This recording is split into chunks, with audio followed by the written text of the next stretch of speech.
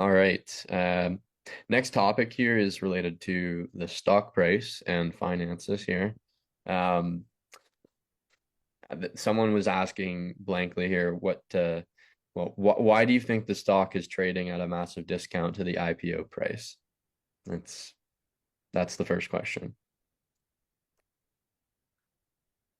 Well, I think if someone had a solid handle on answers along those lines, uh, they wouldn't be having conversations like this. Right? Yep. The trading floor that we're on is one obvious issue. It's not a tech floor. Uh, and, we've just, well, we're still focused on the business of the business. And I think our financials come out, our first quarter come out sometime today. Um, and it was pretty much flat, but so far with this month, we're almost 7 points ahead of last fiscal so far in total. So we're we're still working on the business of the business and focused on driving out costs to any extent possible and still maintain a solid, secure base and foundation. Mhm. But driving revenues through M&A is one vehicle. We still are focused on driving up revenues with our national product. John mentioned earlier some of our SEO return has been national partner relationships that have opened up, and they can be single site or multi-site, and we're providing on-site as well as remote managed services for those. So we have not pressed on that front. We have not had an outbound program yet put in place because we want to make certain that the ones we have, we can tout as strong, supportive clients when it comes to us building out. We just passed 96,000 five-star reviews. We want to build out on this particular front. Um, good, good, solid mix of client response to the service that we're offering. And then seriously considering all the options for going to market on that national partner front as well. So it will be an interesting dynamic because there are many more out there than we thought. Yeah. Many more opportunities on that particular front. Um, So, and what we're offering them is what we're solid with, right? The the meat and potatoes of our offering when it comes to, you know, SME, larger SME and enterprise client level. So yeah, we're very comfortable and confident that we can grow that out on a proactive front as responsive as we've been to every inquiry. And we've had quite a few wins. Like our success ratio on that front is very high. So the demand, the need is, you know, quite real. And we're fortunate that we've landed a number of them and they're working out well.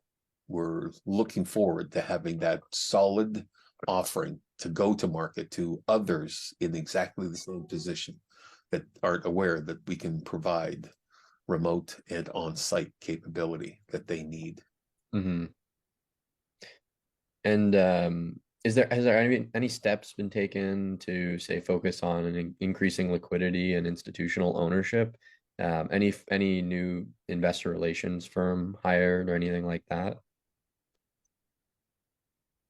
Uh, no, we've got a PR firm. We don't have an IR firm at the moment. We want to get some of this stuff under our belt and have uh, an Foundation. off, Yeah. right, solid offering that becomes attractive on other trading floor fronts as well, right? So it's it's there.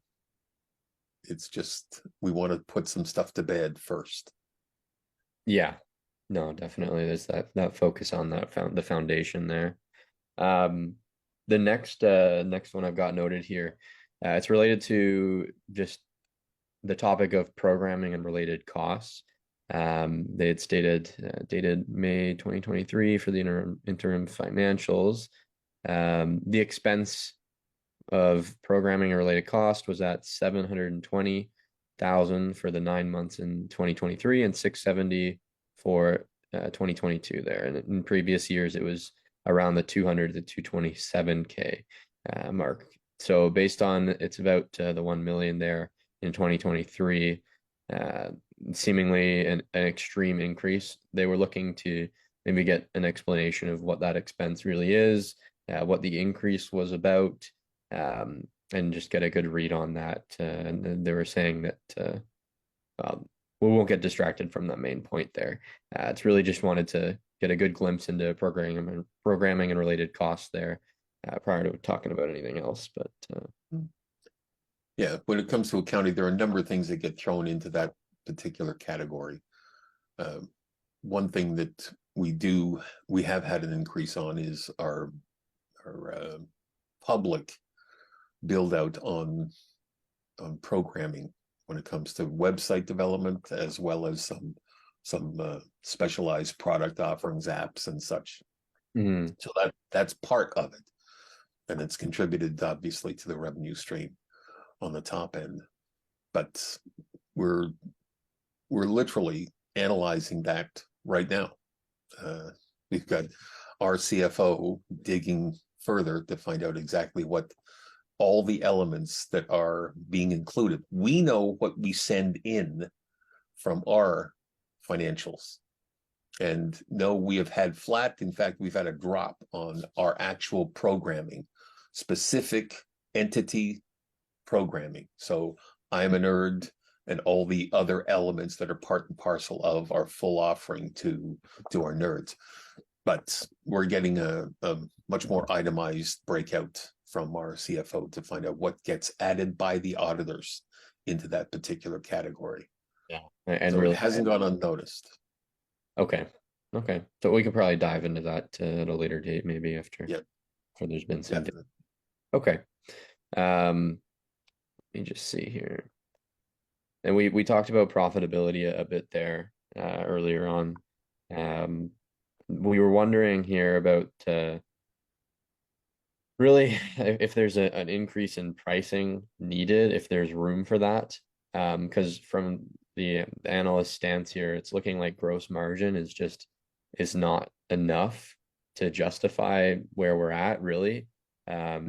Stance of just the amount we're losing, and there's a question of, is cost cutting really going to get us there, or do we need to push for a revenue increase? Do we need to really push that gross margin up?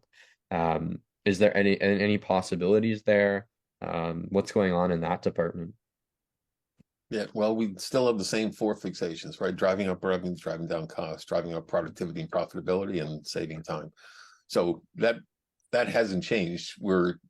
We did put a price increase in during the early part of COVID, and we are looking at revisiting that same push once again, but we're also working on higher gross profit offerings, like our national projects are higher gross. Our client care is higher gross.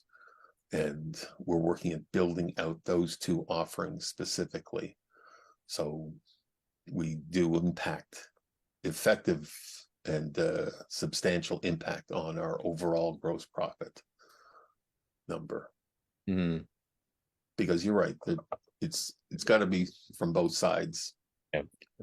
And yeah, but the marketing is, like, as we mentioned earlier, the marketing offering that we on the national project or national partner front that we're putting together, that is a solid GP of much higher level than our, I'm going to call it, our regular offering GP tends to be. Okay. No, that makes sense. So it sounds like that'll be a bit more of a heavy focus over the next few years here too. Mhm, Just mhm. cutting because it's been a lot of cost cutting the past few years, but we could push heavier on that front then.